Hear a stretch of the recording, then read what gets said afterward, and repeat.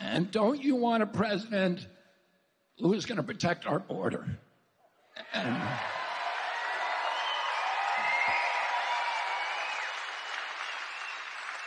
raise your hand if you think it's a good idea that the Mexican drug cartel, the Sinaloa cartel, is now running U.S. border policy. That's not good for our country. Do you think that's good for our country? No. It's terrible, and it's terrible for working people.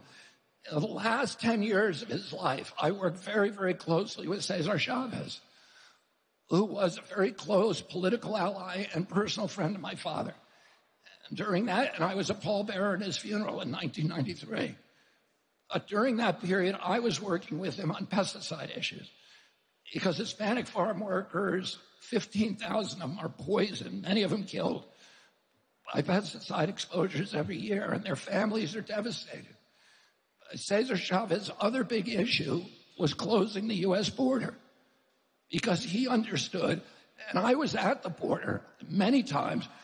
The first time I went down between 2 o'clock and 3 o'clock, and I saw there's 27 gaps in the wall that were left by the Biden administration when they shut down construction the day they came into office.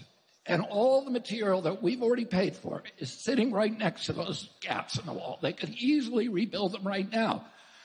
President Harris says there's nothing I could do. Yeah, there is. You could just finish the wall. And when I was down there at 2 o'clock in the morning, it looked like the start of the Boston Marathon.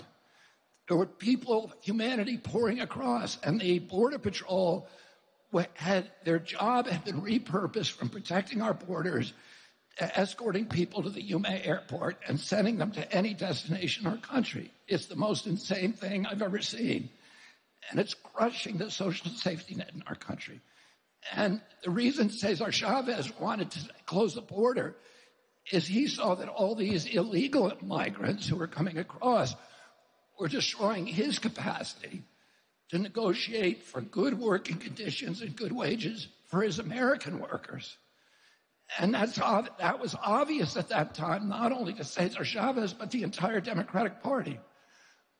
Today, because President Trump said we need to close the wall, that's the only thing that they hear. If Trump says it, it must be wrong, so now we're up for an open border. Don't you want a president who is going to reassert control of the U.S. government, of our immigration policy?